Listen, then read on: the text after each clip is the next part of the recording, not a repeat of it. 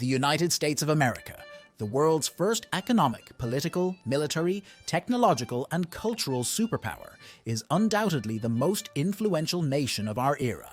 This great country has managed to maintain world hegemony since the beginning of the 20th century, especially consolidating during the two world wars. But how did one of the many colonies of the United Kingdom become the great contemporary empire? Well, stay until the end of the video to know its history. It is estimated that the current US territory was populated from Asia between 12,000 and 40,000 years ago, passing through the Bering Strait. Various tribes and peoples settled throughout the country, and due to the immense territory, they rarely had contact with each other, so the various cultures were formed in a quite heterogeneous way with different languages, customs, and religions. Among them, the Anasazi in the south, the Inuit in Alaska, the Sioux, the Apache, among others. Over time, some tribes joined together and even formed states, among which the Iroquois Confederation stands out, which unified the Mohawk, Oneida, Onondaga, Cayuga, Seneca, and Tuscarora tribes, and the Powhatan Confederation, both from the end of the 16th century. Others, like the Wabanaki Confederation, were established from the beginning of the 17th century. The current territory of the United States had been alien to Spanish expansion, who had already taken control of much of present-day Latin America, except for Florida, where they had settled around 1513. However, other Europeans would begin to settle in this vast territory. The first attempt was by the British in the colony of Roanoke in present-day North Carolina in 1585, which incidentally lasted about 5 years, and its disappearance is still a mystery.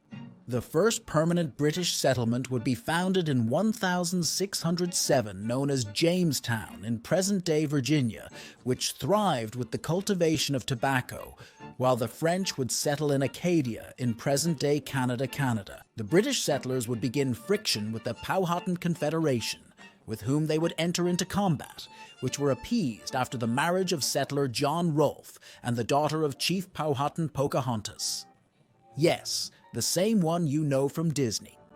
However, after the change of command, Chief Opochancanough's would retaliate and carry out the Jamestown Massacre in 1622, killing 400 people, which represented a third of the total population. Despite this affront, the English settlers continued to migrate, thus consolidating the colony of Virginia, which would be the first official British colony in North America. After 2 more wars with the Powhatan, where they managed to capture Chief Opochancanough's, the Confederation would begin its decline, unable to prevent the expansion of the British settlers after the Treaty of 1646. For this, the British were not the only ones to settle. For their part, the Dutch would found New York in 1625 in the current territory of New York, where they established a fort. This proximity led the British to confront the Dutch in the known Anglo-Dutch Wars. Various groups of British, known as the Puritans, continued to occupy more territories along the east coast of the United States, Plymouth and Boston, between 1620 and 1630 Connecticut in 1635. The colonies that were founded were based on a deep Christian faith, and in the first instance maintained peace with the tribes of the neighboring Iroquois and Wabanaki confederations. The French, for their part, would found Louisiana, a province that occupied the modern states of Louisiana, Arkansas, Mississippi, Alabama, Indiana, Illinois, and Missouri. It would later extend into the current Wyoming, Nebraska, South and North Dakota, Montana, Kansas, and Colorado. The rapid expansion was due to the lack of organized states that could defend the territory. By the beginning of the 1700s, British settlers would continue to expand until the territory would consolidate into the known 13 colonies: Massachusetts, New Hampshire, Rhode Island, Connecticut, New York, New Jersey, Pennsylvania, Delaware, Maryland, Virginia, North Carolina, South Carolina, and Georgia. Wow! This was already shaping the United States. By the year 1750, the population had already reached 1 million inhabitants, and the slaves imported from the Caribbean and Federative Republic of Brazil were already around 150,000. Yes, slavery was part of the society of the British colonists. Between 1756 and 1763, the 7 Years' War would break out, in which the great European powers would face each other both in Europe and in their colonies in Africa, India, and America. The front that concerned us in this war, North America, was the scene of the confrontation between the British Empire with the 13 colonies and supported by the Iroquois Confederation, and the Kingdom of France, with New France, supported by Spain, and the Wabanaki Confederation. The result, a British victory, after which present-day Canada from France and Florida from Spain are ceded to the United Kingdom, and Louisiana is ceded to the Spanish Empire through the Treaty of Fontainebleau of 1764. If you're enjoying this video, don't forget to subscribe to my channel to stay updated with more content. By the 1770s, the population of the 13 colonies was 2.5 million inhabitants.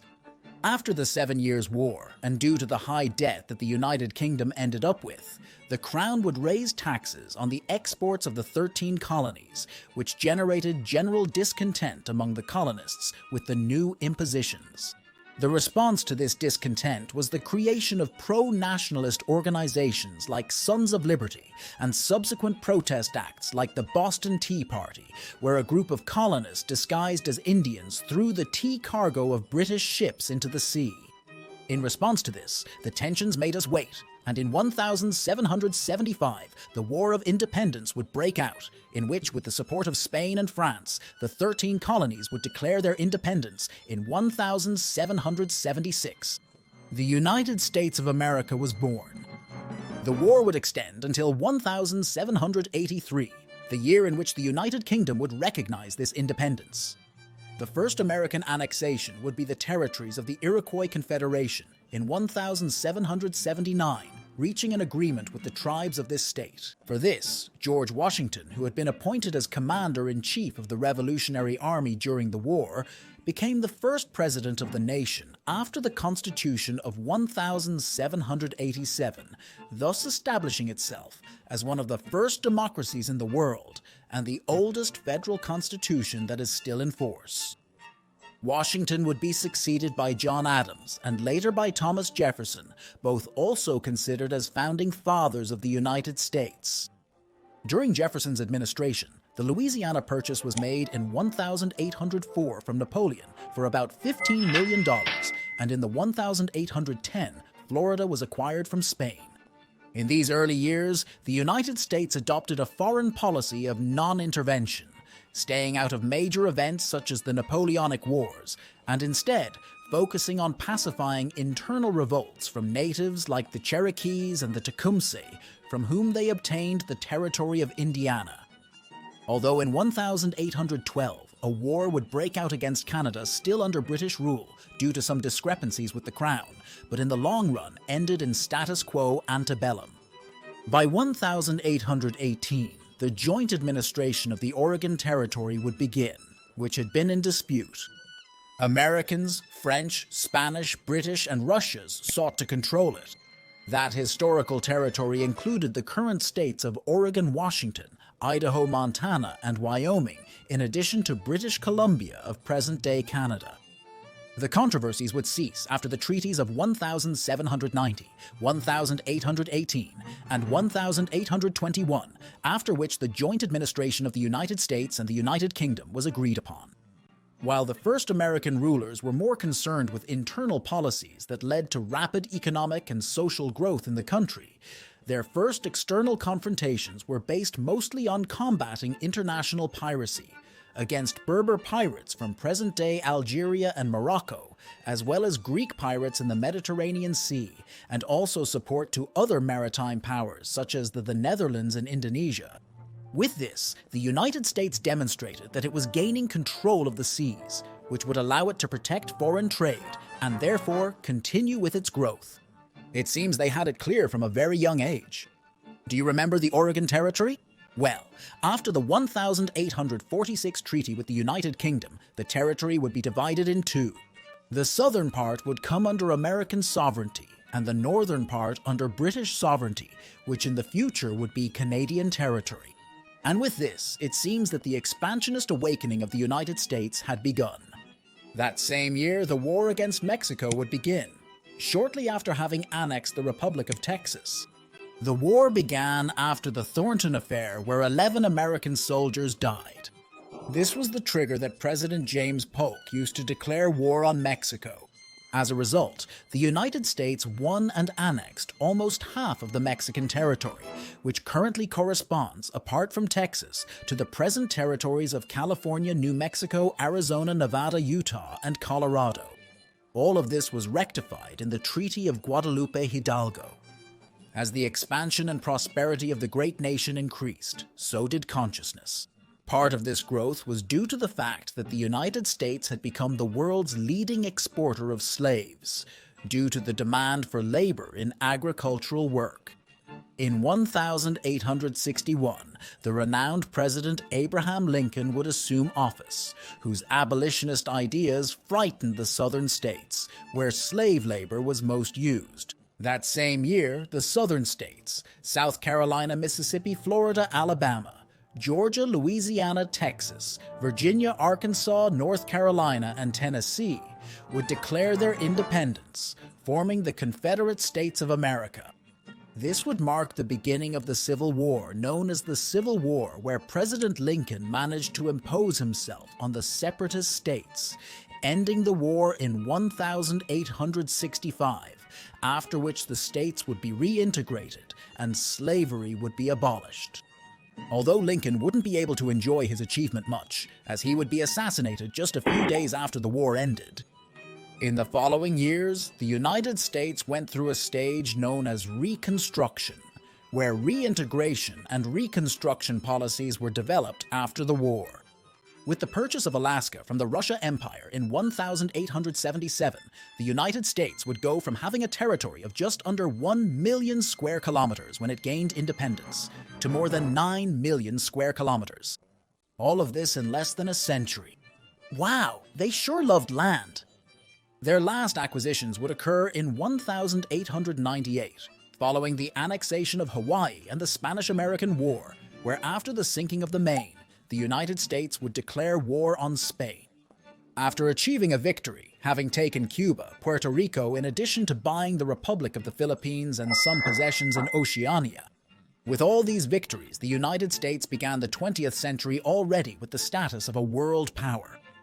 In December 1913, the Federal Reserve would be created, that is, the central bank of the United States, independent of the government, and that would guard the reserves of the national banks, that is, the money that goes out.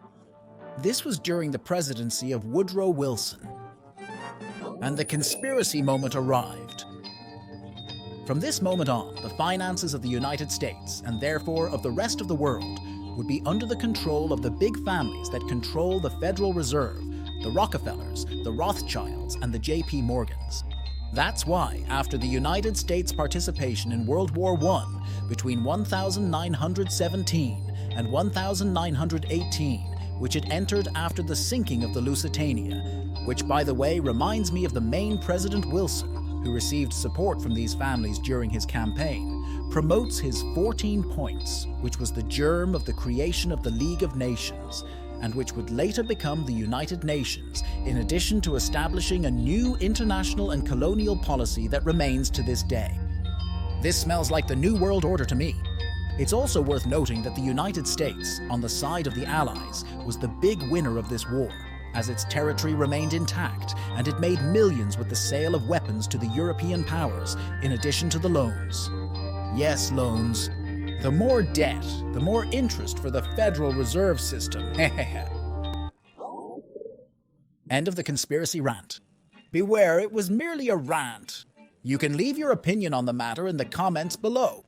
But well, the prosperity of the United States was at its peak during the happy 20s, which was overshadowed by the crisis of 1929, which led to the Great Depression.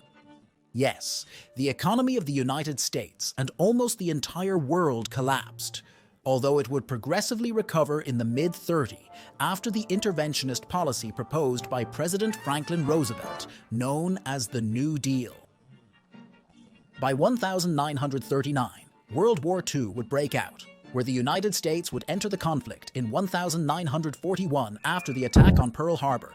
During this war, it sent support to the Allies for the liberation of France during D-Day and the subsequent advance on the Western Front, but its main antagonist was the Empire of Japan, which, due to its high resistance, would not sign its surrender until the attack on Hiroshima and Nagasaki. Well, President Truman you do, right? But well, a parenthesis before continuing. Shortly before the end of the war, the United States would sign the Bretton Woods agreements with 44 nations, which would establish the creation of the International Monetary Fund and the World Bank, in addition to establishing the US dollar as the international reference currency. Yes, that's why your mortgage loans and ticket purchases may be in dollars. And who do you think benefits from every dollar transaction we make? Yes, me. And me. And me too. With the end of the World War II, the United States consolidates itself as the world's first superpower after implementing the Marshall Plan. Only the Union of Soviet Socialist Republics could stand up to it. Yes, the Cold War had begun. And what was the Cold War? Broadly speaking, it was an economic, political, social, military, scientific, and even sports confrontation between the two superpowers that would form the two blocs, the capitalist West and the communist East. The West, led by the United States, would create North Atlantic Treaty Organization, a military alliance with Canada and several European countries, in opposition to the Warsaw Pact of the Union of Soviet Socialist Republics and the countries of Eastern Europe.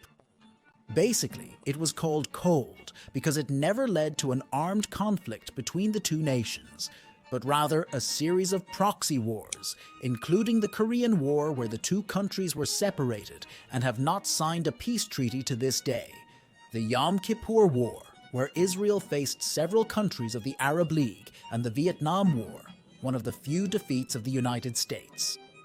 During this period, the presidency of John F. stands out. Kennedy, who faced the Cuban Missile Crisis, where a Third World War almost broke out due to the discovery of Soviet missiles in Cuba. But in the end, both powers reached an agreement. He is also known for having announced the secret necessities. The Cold War would not end until 1991 with the disintegration of the Union of Soviet Socialist Republics. Capitalism had triumphed, and the United States would maintain world hegemony along with its European allies who had already recovered over time. During the 90s, the United States positioned itself as the only superpower. In 2001, the September 11th attacks occurred, where Al-Qaeda terrorist groups attacked the Twin Towers and the Pentagon. Small appearances with Paranoid, I read in the description the two faces of this attack below. In the end, the point with this would start the war against Somalia and Syrian Arab Republic, against Islamic extremist groups like Al-Qaeda Islamic State and Al-Nusra, which over time have not been able to persevere. In addition, the interventionism of the United States would continue in search of the fight for democracy, in which it supported the overthrow of great dictators like Gaddafi in Libyan Arab Jamahiriya and Saddam Hussein in Iraq. The last elected presidents, Barack Obama and Donald Trump, would face a scenario where new emerging powers would begin to confront Russia in the political and military fields and People's Republic of China in the economic field. In fact, many analysts already call this the trade war between People's Republic of China and the United States, which at this rate, the Asian giant would surpass in a couple of decades. So could this be the end of the United States' global hegemony? Do you think we are living or that a new Cold War is approaching? Don't forget to leave your comments on this, as I would like to know your opinion. And if you liked this video, don't forget to give me a like and subscribe to my channel to stay updated with more content. Until next time.